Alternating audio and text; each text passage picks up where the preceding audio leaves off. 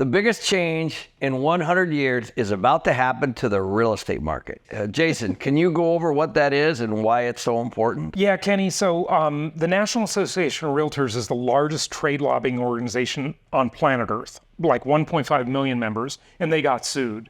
Big, giant lawsuit. They lost. It was a $1.8 billion verdict, and it's treble damages. So it was almost $6 billion in real life. They settled it for just over $400 million a couple of months ago. And now, as part of that settlement agreement, they agreed to do things differently.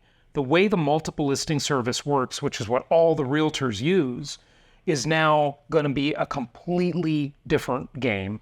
It's huge. It's a big change. Yeah, so traditionally the seller would pay, let's say 5 or 6%. There'd be usually a listing commission and then a selling commission, right? So now that's all changed. So how's that changed? Yeah, so first of all, we want to make clear that it's not fixed by law, it's negotiable, right? Always. Because that was part of the problem, right? Yeah. And so... and this was an antitrust problem, right? Yeah, it was an antitrust, which is, price fixing. Right? Yeah. It was one of the... That's what they lost. Yeah. Mm-hmm. Yeah. They lost so it's an antitrust lawsuit that they lost. And that's why you have treble damages, because it's very serious stuff, Now, instead of the seller paying the commission to the buyer's agent on the usual cooperation agreement, they can't do it anymore that way. Now the buyer's agent or the buyer has to pay their own agent. Yeah. And so this is going to really just put the real estate industry into disarray. It's already started. People are freaking out. They're panicking. You think about it, the old traditional way is the realtor, you could have one represent you and you would go around looking at a bunch of places and then the seller would pay you. Yeah. Now that's different, right? Yeah, it's very different, and it's going to make everything much more lumpy. It's going to cause a lot more friction.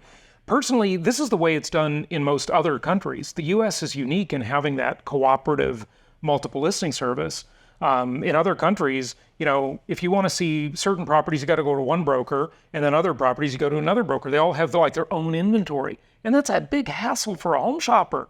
It's just nice to see everything at once. It's going to make it less efficient. Way less efficient. I would guess, because you had something for 100 years. It's figured itself out, right? Mm-hmm. And everybody was kind of doing it. But I was trying to understand, why did they consider it price fixing? Well, because they played some videos and some recordings and consumers testified that they thought they had to pay 5 or 6%, and the listing agent would say, well, look, we're going to offer this 2.5% or 3% in most cases to the buyer's agent. And the way real estate's traded, interestingly, and this, of course, is you're paying a percentage of the debt and the equity. Right. And since most of it is usually debt, not equity, the percentage of equity could be a huge percentage, even if it's only 2.5%, right? That could be a big percentage of the actual equity. So this was the complaint, and now it's just changing everything forever, and it's going to be chaos in the real estate industry for a while. So the realtors, I guess, is on a decline right now because the industry is a little bit on the decline. And then now this law is going to hit, right? Yeah. So what do you see over the next couple of years? Yeah, we already have a market because of the interest rate hikes where sales volume has just plummeted. I mean, it's way down. It's down a lot. And now we're going to have this chaos in the way the market operates. It would be kind of like maybe the stock exchange, right? If you went to buy a stock, and your broker was XYZ broker, and they say, oh, we don't sell that stock, you got to go to ABC broker for that stock, right?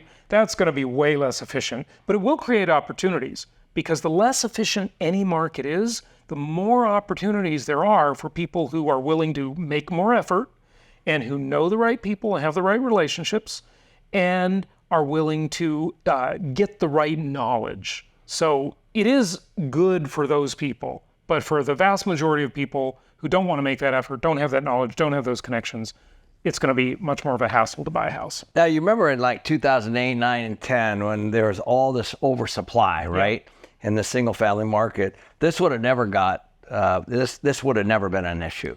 Yeah, no, back then, everybody wanted to see the supply clear, right, as soon as possible. But also, when there's a lot of product and people can negotiate their commissions as needed, right?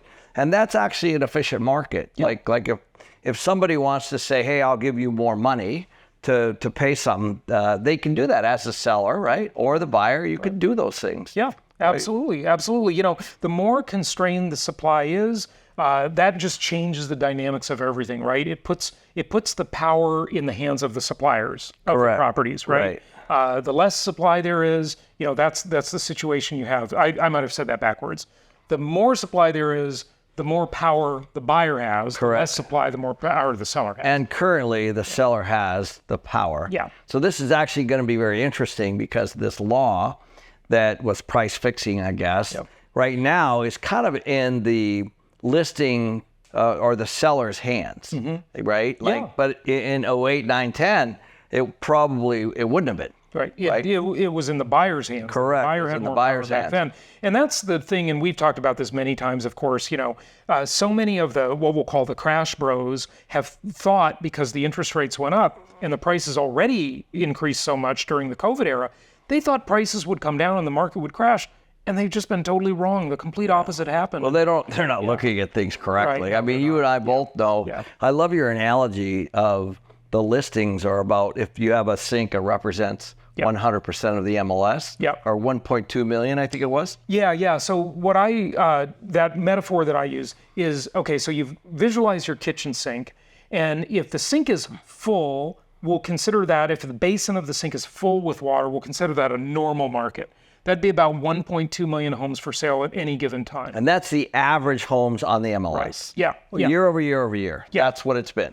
Exactly. And so now it's only half full. Right. We've got, inventory is definitely higher than it was, you know, a couple of years ago for sure, but it's still historically only about half of what it needs to be. So the sink's half full, the drain's a little plugged up because the rates are higher and the price is higher and demand has been, you know, destroyed a little bit. But the faucet is the new properties coming on the market, and it's just trickling. It's not much. And the drain are sales. And the drain being the sales or the absorption by buyers. Right. You know, it's a little plugged up, but not enough to cause the sink to overflow. So said another way, you have a supply problem, which is going to keep pricing high. Yeah. Right? Yeah. Because as we all know, especially 08, 9, 10, when you dump a bunch of supply of anything, you have massive price correction. Right, exactly. And we have the opposite of that. And you know, your presentation yesterday, it just showed that. You had chart after chart. I mean, the real data shows that there is a, pardon the pun, a structural housing shortage, right? Yeah. And it's going to last for many years to come because it's really hard to create new housing inventory. Right. I mean, you're a builder. You know how hard it is to get entitlements, well, to first buy the land, to get the entitlements, to get everything approved by the municipality. It's horrible. And then construction is super expensive. The materials are still in scarce supply, certain materials. And it's just really hard to create new supply. And then you jack interest rates up, and it just makes the whole thing worse. Yeah. Yeah, it definitely is going to make the job of realtors harder. No question about that. It's going to make the job of real estate buyers more difficult. I mean, everybody's already complaining that housing affordability is at a 40-year low, which it is. It's terrible. It's really hard to afford a house right now. But it's also always hard to shop for a house. That takes a lot of effort to go out into the market and, you know, all these factors you have to weigh, all these neighborhoods, all these houses. And there's not that much inventory. And now the process of realtors working together it's going to get just exponentially more difficult for them. So the job of a buyer just got way harder. Way harder. Yeah. And the thing is if you are a seller and you know that you only have to pay 2 or 3%, not 6 or 5 like before, you know, that's going to make it much harder for that buyer's agent. Yeah. Yeah. Because what's going to happen, in my opinion, is the buyer's agents are now going to direct people to places that have higher commissions. Right. And that was the accusation of what they were doing before. So what they said now is, okay, the buyer just needs to pay their own agent, right? Yeah. But you know that in practice, like, this never works out the way they try to make it work. There are always nuances to every market, to everything, and it just never really works out that way. I think this is going to really just create a lot of chaos, and it's going to be bad for buyers. It's probably going to be good for sellers. And don't forget, the thing that pays everyone is the property itself. Yeah. So how does a buyer pay their buyer's agent unless they actually buy something. Yeah. So, right? I mean, all the money comes from the property that gets sold, which is typically the listing or the seller, right? Yeah. So it's going to disrupt everything.